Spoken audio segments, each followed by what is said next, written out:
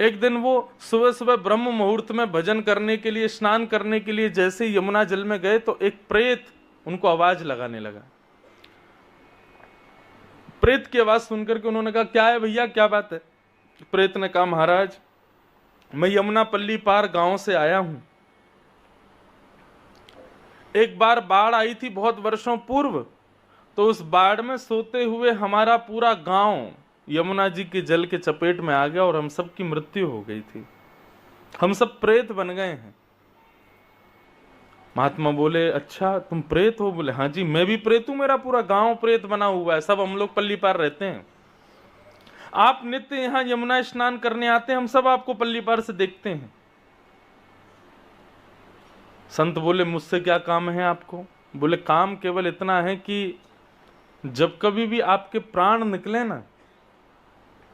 बोले, अच्छा, तो प्राण निकलने पर आपका अंतिम संस्कार आपके शिष्यगण जहां कहीं भी करें उनसे मना कर देना, उनसे कहना आपका अंतिम संस्कार पल्ली पार हो जहां पे हम लोग रहते थे। संत बोले, क्यों? बोले, आपने इतना भजन किया है महाराज, आपने इतनी कथाएं गाई हैं, इतनी कथाएं पढ़ी हैं, इतने वैष्णवों को आपने उद्धार किया है, आप नित्य तिलक लगाते हैं, नित्य यमुना स्नान करते हैं, आपका शरीर इतना पवित्र हो चुका है भजन के प्रताप से कि यदि वो पल्ली पार जाकर के उसका अंतिम संस्कार हुआ तो आपके अंग से निकलने वाले धुएं से, आपके चिता से प्रकट होने वाले तेज से हम सब मुक्त हो जाएंगे। संत ने कहा, वास्तविकता है? बोले, बिल्कुल वास्तविकता है। तो आप केवल अपने शिष्यों से अपनी अंतिम इच्छा इतनी कर दीजिएगा कि आपका अंतिम संस्कार पल्ली पार जाके करें। तो संत ने अपने सब शिष्यों से कहा, भाई देखो बुढ़ापा आ गया है, अब मेरा जीवन कभी भी नष्ट हो सकता है, तो मेरी एक अंतिम इच्छा सुन लो, वो जमुना पल्ली पार जो बंजर जमीन है वहां पर मेरा अंतिम संस्कार करना, इधर मत करना। शिष्यों ने कहा, ठीक है। 10-5 साल बाद जब गुरु जी पधार गए तो शिष्य सब उनको लेकर के गए पल्ली पार और वहीं चिता लगा करके उनका अंतिम संस्कार किया। तो जैसे ही अंतिम संस्कार किया तो महाराज एक चिता यहाँ जल रही है और देखते ही देखते शिष्यों ने देखा दिव्य दिव्य ज्योतियां प्रकट हो रही हैं, किसी वृक्ष से, किसी पौधे से, किसी जमीन के किसी कोने से, इस प्रकार असंख्य ज्योतियां उस चिता के धुएं के साथ में आकाश मंडल को प्रस्थान कर गए। मतलब सब मुक्त हो गए। शिष्यगण सब वापस आ गए।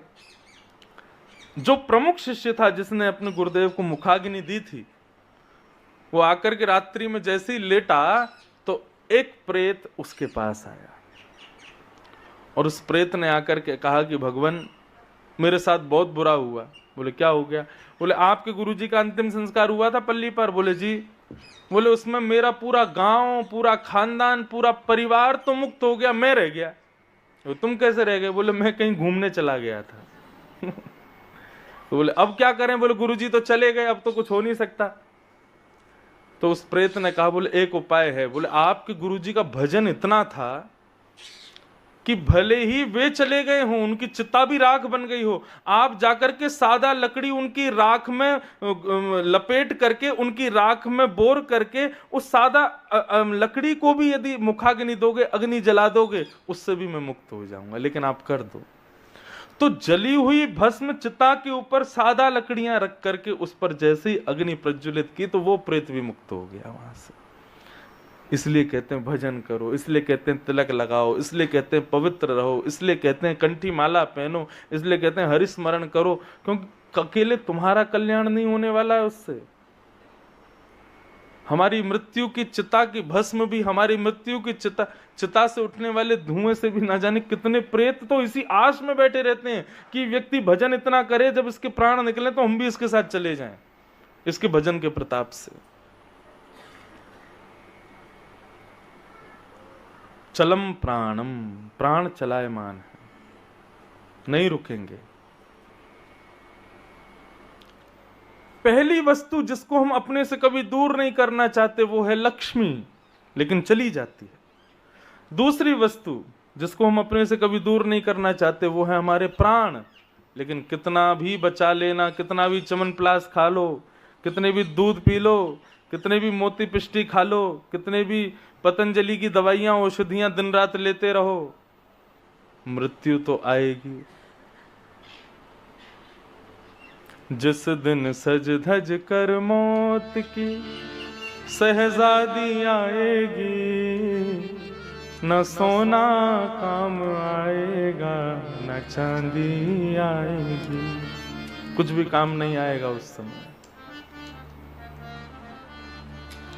मृत्यु के समय कुछ काम नहीं आता है। मृत्यु तो मैंने पहले ही कहा अटल सत्य है हमारे जीवन का। उस सत्य को जितना हो सके सुंदर बना लो। मृत्यु से डरना क्यों, मृत्यु से भय क्यों खाते हो? मृत्यु को सुंदर बनाओ। पहले ही विचार कर लो, हमें तो ऐसी ऐसी मृत्यु चाहिए। हे नाथ, आप हमारे सन्मुख हो, आप हमारे हम आपके दर्शन करें, तब हमारे प्राण। देखो, हमारा भजन करना और भजन करके मृत्यु को प्राप्त हो जाना भी ना जाने कितने जीवों का कल्याण होता है हमारी मृत्यु से। विश्व का सबसे प्रसिद्ध डांसर माइकल जैक्सन, वो एक ही चीज चाहता था कि उसके प्राण ना निकले, वो कभी बूढ़ा ना हो। संपत्ति की कमी नहीं, पैसे की कमी नहीं, नाम शौहरत की कमी नहीं, फैन फॉलोइंग की कमी नहीं। जिस जमाने में माइकल जैक्सन था उस जमाने में सोशल मीडिया भी नहीं था। उस जमाने में लोग इतने दीवाने थे उसके। क्या नहीं था उसके पास जो मानव को चाहिए? पृथ्वी पर सब कुछ था। काला था तो उसने इतना वो कराया, अपनी प्लास्टिक सर्जरी, गोरा हो गया। लेकिन इतनी संपत्ति होने के बाद भी अपनी मृत्यु को नहीं टाल पाया और असमय में मृत्यु हुई, क्योंकि चाहता था मेरी लंबी आयु हो, मैं अजर अमर हो जाऊं। अच्छा, ये जितने भी कहना नहीं चाहिए, कोई बुरा ना माने, किसी के हृदय को ठेसने में माइकल जैक्सन को राक्षस नहीं बोल रहा हूं, लेकिन हमारे भागवत आदि ग्रंथों में जितने भी राक्षस थे, इन्होंने भी तो यही मांगा था भगवान से कि हम अमर हो जाएं, हम कभी मरे ना। रावण को देख लो, कुंभकर्ण को, ये हिरण्यकश्यप को देख लो, कंस को देख लो, सबने क्या मांगा? तप किया और तप के बदले क्या मांगा? कि हम अमर हो जाएं। राक्षसत्व का गुण होता है ना मरने की इच्छा रखना। और वहीं आप स्वामी विवेकानंद को देखो, अपनी अल्पायु में प्राण त्याग दिए। और तो छोड़िए, आदि गुरु शंकराचार्य बहुत कम आयु में अपने प्राणों को त्याग दिया। और जिस आयु में बच्चे ऐशो आराम करते हैं, थोड़े भोग विलासों में लगे रहते हैं, उस आयु में तो शंकराचार्य जी पूरे विश्व को धर्म सनातन क्या है बता करके चले गए। तो ये देखा गया कि धर्मावली व्यक्ति, भजनानंदी व्यक्ति और सृष्टि को अपनी एक नई दिशा देने वाला व्यक्ति ज्यादा जीने की इच्छा नहीं रखता। लेकिन भोगी, पामर, विलासी व्यक्ति, उसकी इच्छा क्या रहती है कि मेरी आयु बहुत हो, लंबी हो, मैं बहुत जीऊं। पर भगवत भजन करने वाले व्यक्तियों की इच्छा नहीं होती। तो बस ये चाहते हैं अल्पायु हो, लेकिन उस अल्पायु में भी ठाकुर जी का दर्शन हो जाए, ठाकुर जी का अनुभव हो जाए, हमसे कोई पाप ना हो, हमसे कोई दूषित कृत्य ना हो, ऐसी भावना रखते हैं। तो चला लक्ष्मी चलम प्राणम। और तीसरी चीज जिसको हम कभी अपने से दूर नहीं करना चाहते, चलम जीवत यौवनम, युवावस्था। युवावस्था ये भी हम कभी नहीं चाहते कि हमसे दूर हो। क्यों?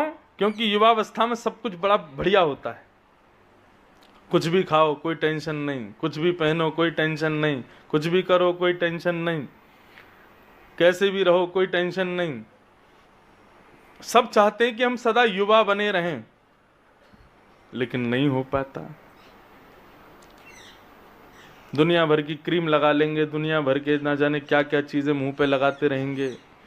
माताएं तो लगाती हैं, चलो श्रृंगार है, भाई लोग भी लगाने लग गए हैं आजकल। पता ही नहीं चलती है कि स्त्री है कि पुरुष है, अंतर ही नहीं समझ में आता है। ऐसे विचित्र वेशभूषा बना करके रहते हैं आजकल के युवा भाई लोग भी, बस पूछो मत। और क्या चाहते हैं? हम सदा युवा बने रहें। कई बार तो ऐसा होता है कि इतनी युवावस्था चढ़ जाती है बेचारों को, हो गए 70 साल के, लेकिन अब भी युवा ही बने डोल रहे हैं। अब भी यही चाहते हैं कि हम युवा हैं, हम तो वैसा ही भाव है हमारा। अमेरिका में एक बार मैं था तो 60 साल की एक माता जी थी, उनको मैंने आंटी बोल दिया, वो 3 दिन तक मेरे से बात नहीं करी उन्होंने। तुमने मुझे आंटी कैसे बोला? क्यों? अरे भले चेहरे से लग रही हूं मैं, लेकिन मुझे ऐसा प्रिटेंड मत कराओ कि मैं वृद्ध हूं, मैं अभी भी युवा हूं, मैं ऐसी हूं वह। क्यों चाहते हैं हम लोग? चलम जीवत यौवनम, युवावस्था चाहने से भी नहीं रुकेगी, एक दिन चली जाएगी। मुंबई दिल्ली में तो आज भी आजकल नए बालक फिर भी बड़े संभल के रहते हैं। बड़े बूढ़ों को देखो तो महाराज, उनको देख के लगता है राम राम, ये क्या कर रहे हैं, किस स्थिति में रह रहे हैं। 70 साल के हो गए, 80 साल, अब भी फटी जींस पहन के घूम रहे हैं। ऐसा दिखाते हैं हम युवा हैं, हम अभी जवान हैं। चलम जीवत यौवन, नहीं रुक पाएगी वो युवावस्था, चली जाएगी। जितना आप अपने चेहरे को, आंखों को, नाक को, मुख को जितना आप स्वस्थ देखते हो, एक दिन आएगा कि वो सब चला जाएगा। चलम जीवत यौवनम, तो लक्ष्मी चलायमान, प्राण चलायमान, युवावस्था चलायमान, और चला चलेति संसारे, संसार में अपने अपने कहने वाले, ये मेरा, ये मेरा, ये मेरा कहने वाली जितनी भी वस्तुएं हैं, चाहे वो घर हो, गाड़ी हो, पत्नी हो, बच्चे हो, पिता हो, माँ हो, कुछ भी क्यों ना हो, एक दिन सब चला जाएगा। और जाएगा नहीं तो केवल एक वस्तु जिसको तुमने कभी अपना माना ही नहीं, धर्म एको ही निश्चला।